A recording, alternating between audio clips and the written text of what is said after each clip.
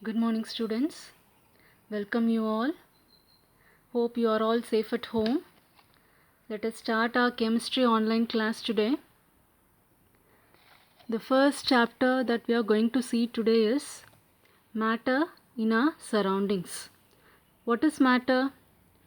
We have studied in lower classes, that is matter which occupies space and has mass is called matter. Okay? Everything in this universe is made up of material which scientists have named matter.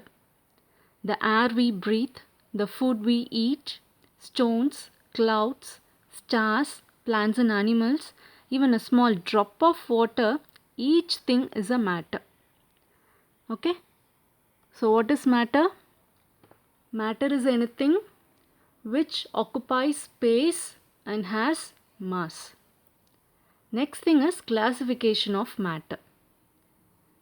Early Indian philosophers have classified in the form of 5 basic elements, that is air, earth, fire, sky and water, which is called Panch Tattva. Here we are going to classify matter on basis of 2 things, that is they are based on their physical properties and then chemical nature. With these 2 we are going to classify the matter. So first thing, on the basis of the physical states of matter, it is classified into solids, liquids and gases. On the basis of chemical composition, matter can be classified as pure substance and mixtures. Pure substance may be elements or compounds and mixtures may be homogeneous or heterogeneous. About this chemical composition of matter, we will study detail in chapter 2, that is next chapter we will see that. Now, what is this physical state of matter? How it can be defined and how it can be explained. This physical nature of matter, it can be classified by matter is made up of particles. Particles of matter are very tiny. Particles of matter have space between them. Particles of matter are continuously moving. Particles of matter attract each other. So one by one we will see what is that. First thing is matter is made up of particles. Okay, here one activity is given which we can do it in our home itself. Here we are going to take a spoon of sugar and I am going to mix it in a beaker of water. So what will happen? It will become a sugar solution. Is there any difference in their water level? No, it won't be. The level of water won't increase after adding sugar. Why? Because the salts which is dissolving in water will get into the space between the particles of water. Okay, the sugar particles will occupy the space present in the water. So this shows that matter is made up of particles.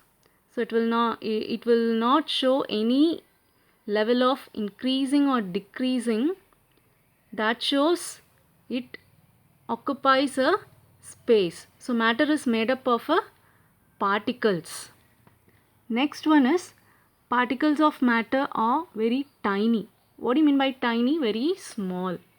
Here you are going to take KMNO4, that is potassium permanganate, 2 to 3 crystals of potassium permanganate in 100 ml of water in a beaker.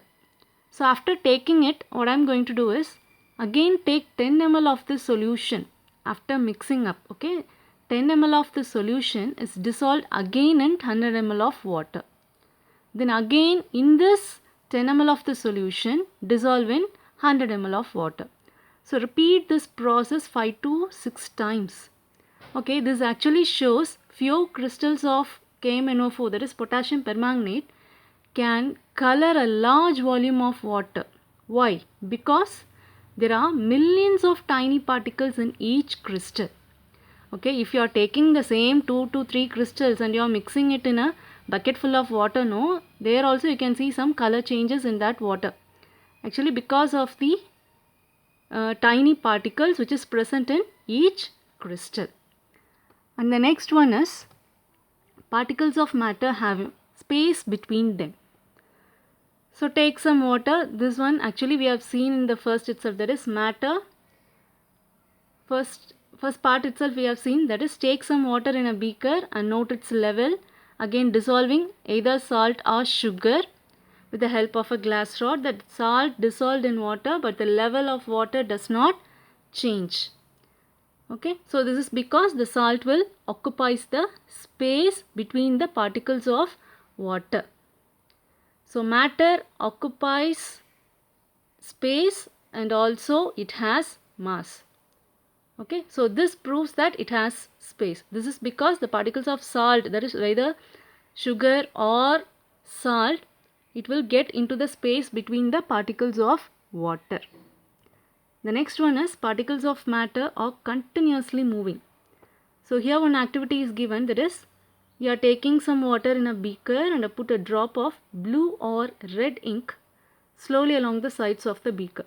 So leave it as such without disturbing. So what will happen after a few hours, the ink will spread everywhere along the water. So the ink spreads evenly throughout the water due to the movement of the particles of water and ink. Okay, this shows actually particles of matter are continuously moving. So here in this figure you can see the drop of ink which is spreading everywhere. So here the intermixing of two or more different types of matter on their own is called diffusion. Okay, this what do you mean by diffusion? The intermixing of two or more different types of matter on their own is called diffusion. Here that ink and also water, it spreads, evenly spreads everywhere by itself. Okay, that is called diffusion.